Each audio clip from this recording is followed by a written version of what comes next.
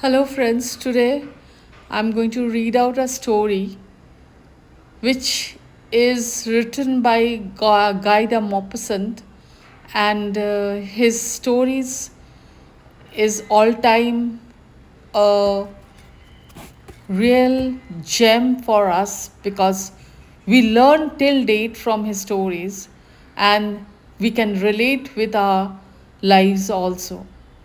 This is a story which will give you a lot of lessons and you can be very careful about your future. So let's start. Hope you all are fine. The necklace, Guy de Maupassant.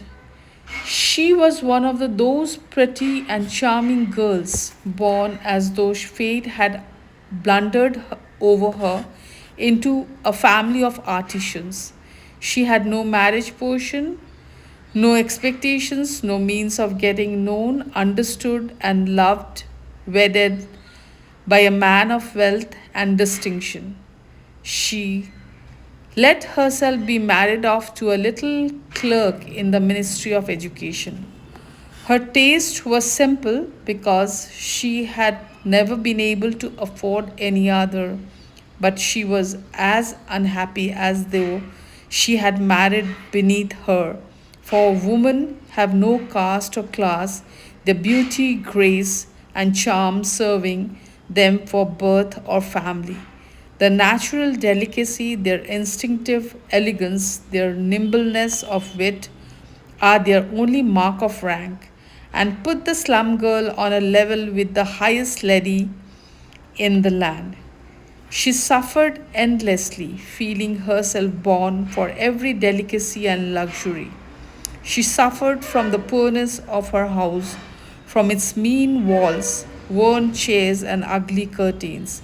All these things of which other women of her class would not have been aware, tormented and insulted. The sight of the little Breton girl who came to do the work in her little house aroused heartbroken regrets and hopeless dreams in her mind. She imagined silent antechambers heavy with the oriental tapestries, lit by torches in lofty bronze sockets, with two tall footmen in knee breeches sleeping in her large armchairs, overcome by the heavy warmth of the stove. She imagined vast saloons hung with antique skills, exquisite pieces of furniture supporting priceless ornaments, and small, charming, perfumed rooms created just for little parties of intimate friends.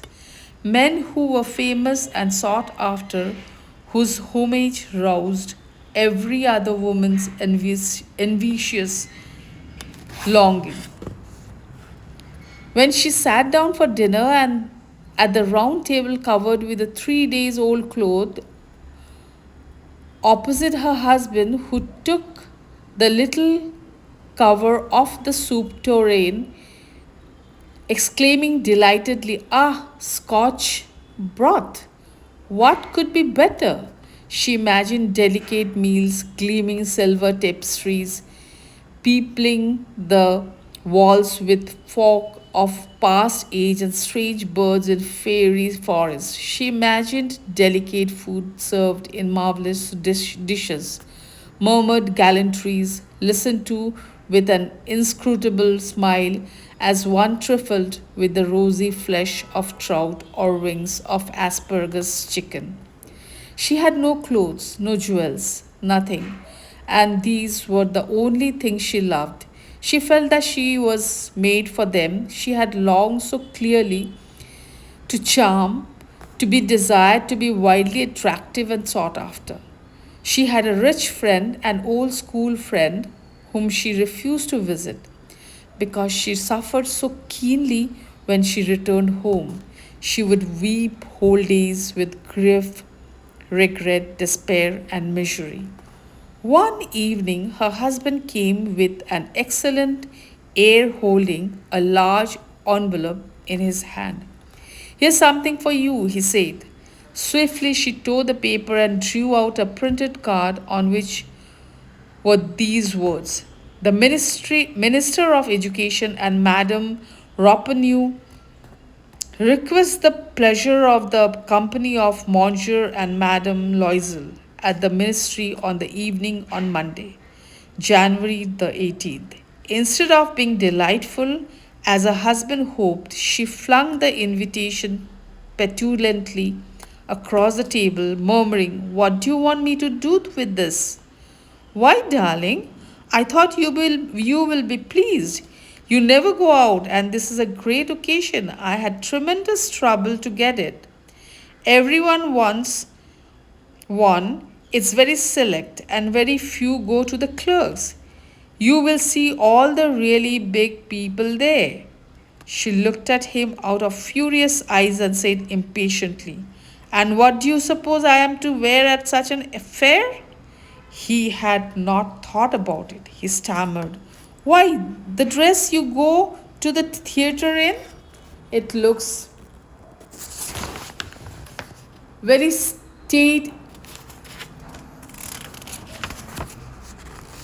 nice to me." He stopped, stupefied and utterly at a loss when she saw that his wife was beginning to cry. Two large tears ran slowly down from the corners of her eyes towards the corners of her mouth. "What's the matter with you? What's the matter with you?" he faltered. But with a violent effort, she overcame her grief and replied in a calm voice, wiping her wet cheeks, "Nothing, only I have an address, and so I can't go to this party." "Give your invitation to some friends of yours whose wife will be turned out better than I shall." He was heartbroken. "Look here, Mathilde," he persisted. "What would be the cost of a suitable dress which you could use on other occasions as well? Something very simple?" She thought for several seconds, reckoning up prices and also wondering for how large a sum she could ask without bringing upon herself an immediate refusal and an exclamation of horror from the careful minded clerk. At last she replied with some hesitation, "I don't know exactly, but I think I could do it on 400 francs. He grew slightly pale, for this was exactly the amount he had been saving for a gun, intending to get a little shooting next summer on the plain of Nanterre with some friends who went lark shooting, those on Sundays. Nevertheless, he said, "Very well, I'll give you 400 francs, but try and get a really nice dress with the money." The day of the party drew near, and Madame Loisel seemed sad, uneasy, and anxious. Her dress was ready, however. One evening her husband said to her, "What's the matter with you? You have been very odd for the last 3 days. I'm utterly miserable at not having any jewels, not a single stone to wear," she replied. "I shall look absolutely no one. I would almost rather not go to the party." "Wear flowers," he said. "They are very smart at this time of the year. For 10 francs, you could get 2 or 3 gorgeous roses." She was not convinced. "No, there's nothing so humiliating as looking poor in the middle of a lot of rich women." "How stupid you are," explained her husband. "Go and see Madame Frostier and ask her to lend you some jewels. You know her quite well enough for that." She uttered a cry of delight. "That's true, I never thought of it." Next day she went to see her friend and told her trouble. Maid Frostier, Madame Frostier went to her dressing table, took up a large box, brought it to Madame Loisel, opened it and said, "Choose, my dear." First she saw some bracelets, then a pearl grey necklace, then a Venetian cross in gold and gems of exquisite workmanship. She tried the effect of the jewels, before the mirror, hesitating, unable to make up her mind to leave them, to give them up. She kept on asking, "Haven't you anything else?" "Yes, I look for yourself. I don't know what you would like best." Suddenly, she discovered in a black satin case a superb diamond necklace. Her heart began to beat covetously. Her hands trembled as she lifted. She fastened it round her neck, upon her high dress, and remained in ecstasy at the sight of herself. Then, with hesitation, she asked in anguish, "Could you lend me this? Just this alone?" "Yes, of course." She flung herself on her friend's breast, embraced her frenziedly, and went away with her treasure. The day of the party arrived. Madame Loisel was a success. She was the prettiest woman present, elegant, graceful, smiling, and quite above herself with happiness. All the men stared at her, inquired her name, and asked to be introduced to her. All the undersecretaries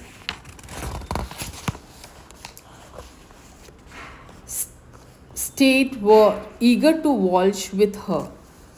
The minister noticed she danced madly, ecstatically, drank with pleasure, with no thought for anything, in the triumph of her beauty, in the pride of her success, in a loud cloud of happiness made up of this universal homage and admiration of the desires she had aroused, of the completeness of a victory so dear to her feminine heart. She left about 4 o'clock in the morning. Since midnight, her husband had been dozing in a deserted little room in company with three other men whose wives were having a good time. He threw over her shoulder the garments who had brought for them to go home in modest everyday clothes whose poverty clashed with the beauty of the ball dress. She was conscious of this and was anxious to hurry away so that she could not be noticed by the other women putting on their costly furs. Loisel restrained her. "Wait a little. You will catch cold in the open. I'm going to fetch a cab." But she did not listen to him and rapidly descended the staircase. When they were out in the street, they could not find a cab. They began to look for one, shouting at the drivers whom they saw passing in the distance.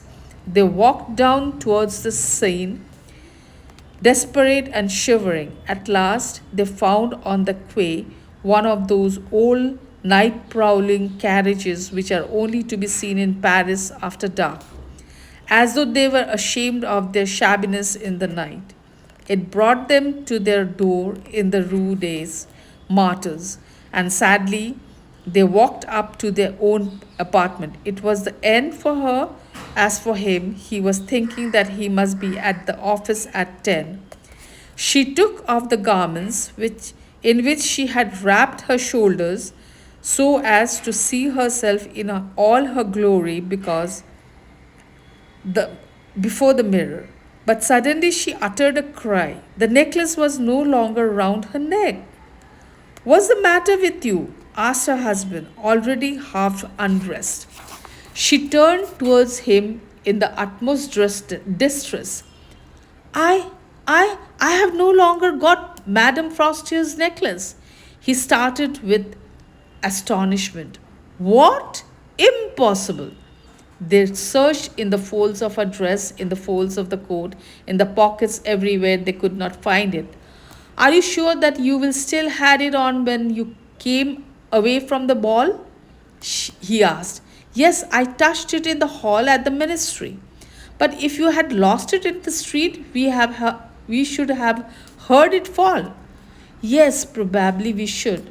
"Did you take the number of the cab?" "No, we didn't notice it. Did you?" "No." They stared at one another. dumbfounded. At last, Loisel put on his clothes again. I will go over all the ground we walked, he said, and see if I can find it out. And when he went out, she remained in her evening clothes, lacking strength to get into bed, huddled on a chair without volition or power of thought. Her husband returned about 7. He had found nothing. He went to the police station, to the newspapers to offer a reward, to the cab companies everywhere that a ray of hope impelled him. She waited all day long in the same state of bewilderment. At this fearful catastrophe, Loyal came home at night, his face lined and pale. He had discovered nothing.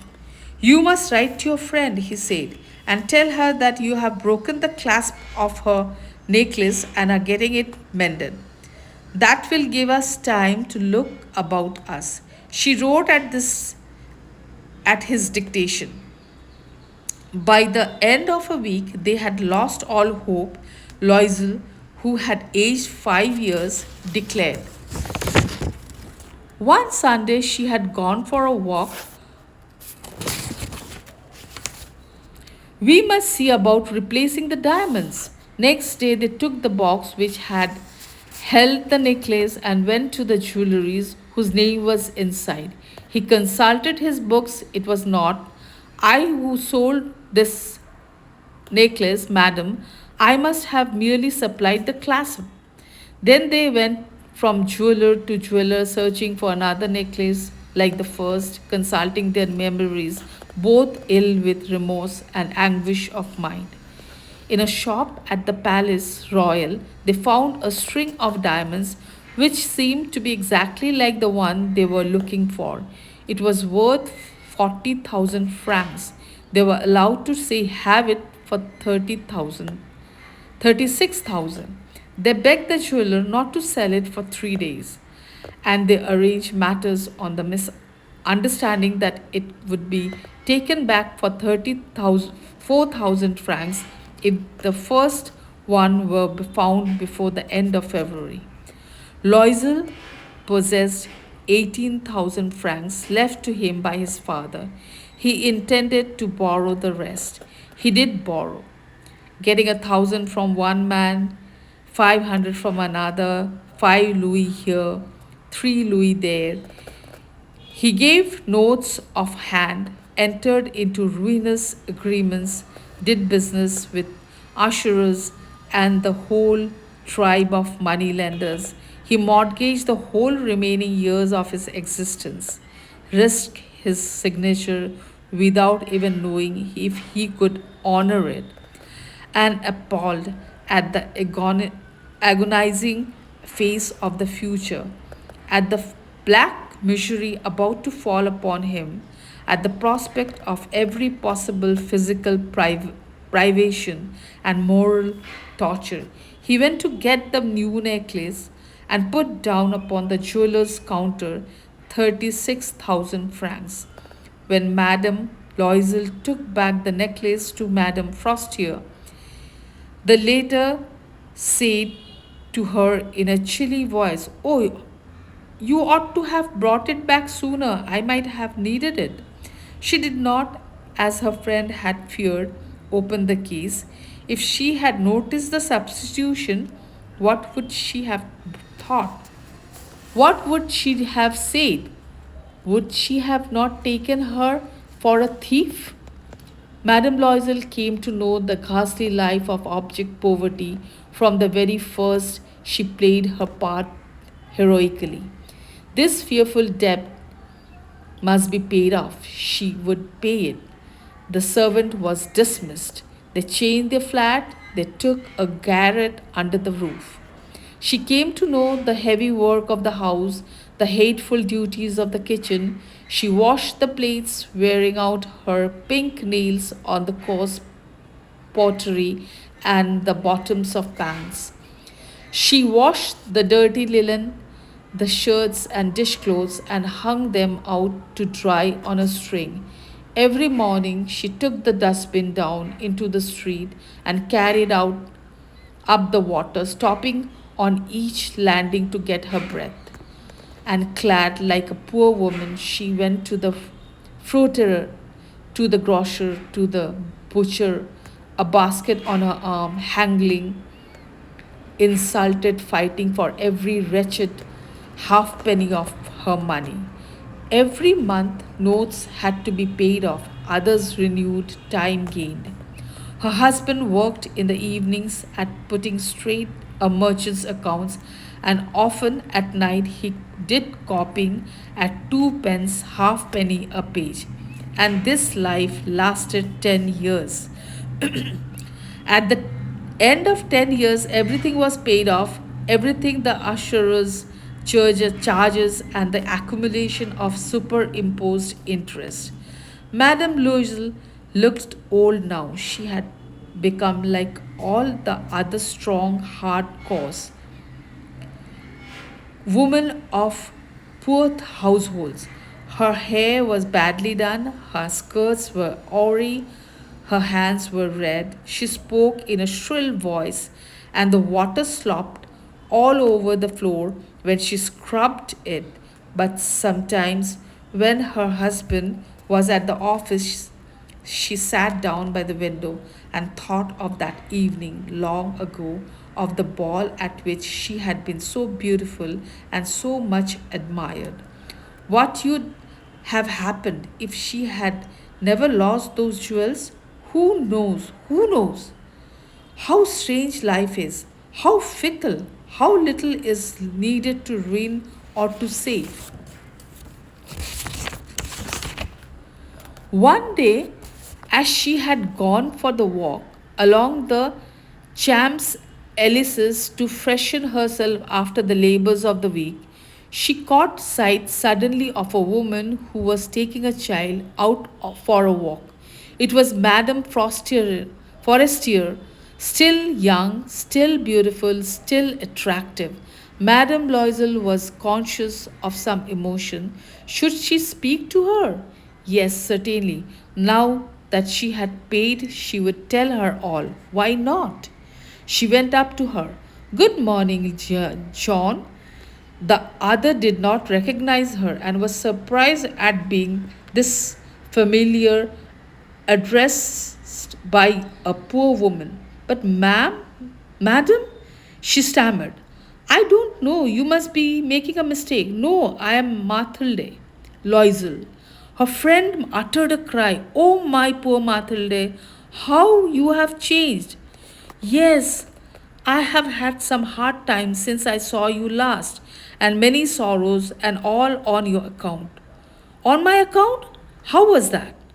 You remember the diamond necklace you lent me for the ball at the ministry? Yes. Well, I lost it. How could you? Why you bought it back? I brought you another one just like it, and for the last 10 years we have been paying for it. You realize it wasn't easy for us. We had no money. Well, it's paid for at last, and I'm glad indeed. Madame Forestier had halted. You say you bought a diamond necklace to replace mine? Yes. You hadn't noticed it? They were very much alike, and she smiled in proud and innocent happiness. Madame Forestier, deeply moved, took her two hands. Oh, my poor Mathilde, but mine was an imitation. It was worth at that very most 500 francs. Thank you, friends. So, this is the motto, and what we learn from the story is never borrow. If you don't afford, don't use. Never take loans. This is a message to the new era also. Thank you. Please subscribe and comment. How do you like my stories? Thank you. Bye. Stay well.